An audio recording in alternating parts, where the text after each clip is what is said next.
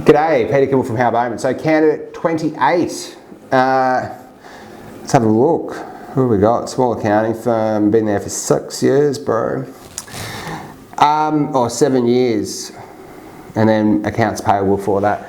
So, so Masters of Business Administration, I think Performance Education, and then uni. So I'm almost certain this person has actually done the CPA.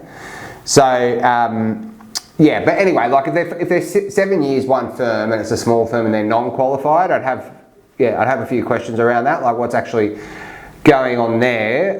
But if they are qualified CA or CPA, then I do think this person will have quite a few, will have options. It's going to depend quite heavily on their actual experience, as you would imagine. So so working for a small accounting firm, they if they've been working on decent clients, so 0 to 20 million, then I think they'll have a few options. But if they haven't, then moving to like a mid-tier firm might be tough. Moving to even to a 3 to 10 partner firm might be tough. And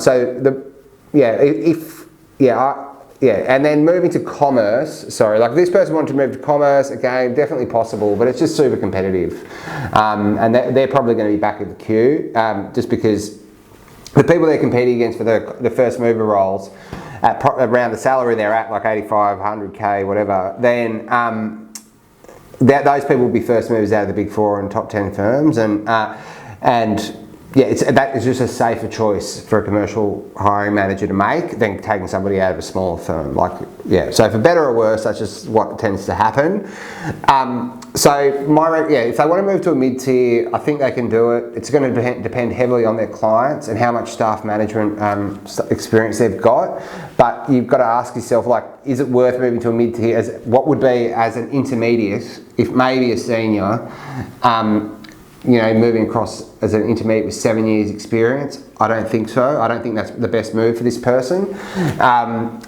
They would be far better off moving to a 3 to 10 partner accounting firm that have similar clients to a mid-tier, that would hire them as a senior and then would promote them to supervisor, manager, senior manager, because I do think it's important for this person to get promoted reasonably quickly up to sort of supervisor level and get the experience of managing staff and managing clients. And then if they want to move to a mid-tier, look, it's possible, definitely possible.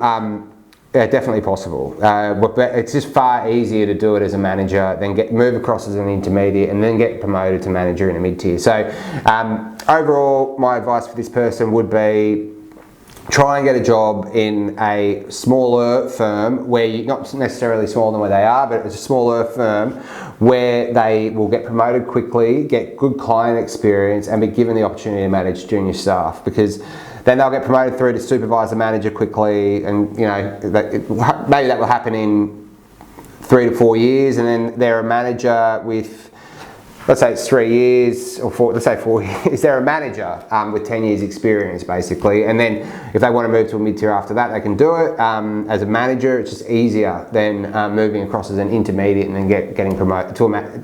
Like if they moved across as an intermediate to a mid-tier now, it would take longer to get to a manager at that mid-tier than if they moved to a smaller firm and got promoted to manager and then tried to move across to a mid-tier as a manager, in my opinion.